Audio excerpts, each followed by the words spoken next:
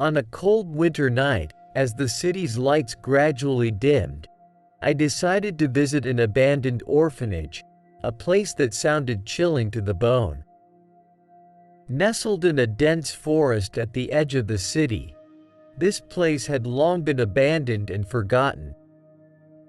I worried that I had arrived too late, as this place was said to become exceptionally dangerous at sunset, with the souls of children said to return at night.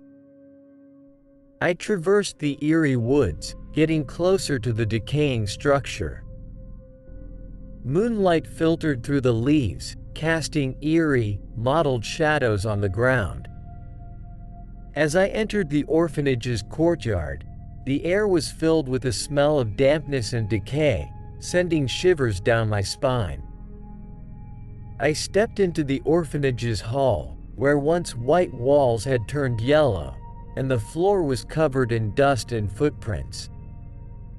The silence of the orphanage was shattered by spine-chilling sounds, resembling the cries of children, echoing through the empty hall.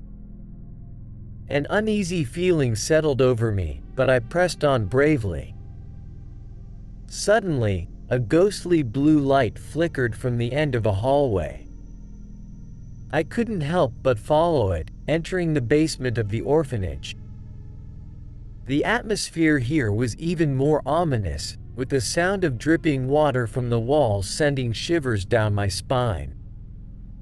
In the dim light, I spotted an open door to an operating room, beside which an ancient surgical cart sat. On the cart was an old surgical lamp, which began to flicker for no apparent reason, casting eerie shadows.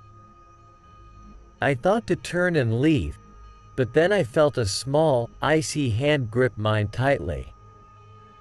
I turned around, but all I saw was an empty hallway, and yet my hand was still held firmly.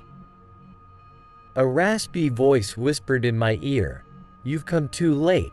The children need you." Then, the hand suddenly released mine, vanishing into the darkness. I no longer hesitated. I ran out of the basement, desperately searching for an exit. Eventually, I returned to the hall, but it was no longer the abandoned hospital I had seen moments ago. Now, the orphanage was filled with the voices of children, the ghosts seeking their lost family. Their eyes were filled with pain and despair. I knew that the terrifying secret of this place had never left. The orphanage had become the eternal home of these children. I decided to leave, but I knew that the experience of that night would forever cling to my heart, reminding me of the eerie nature of this place and the cries of the children.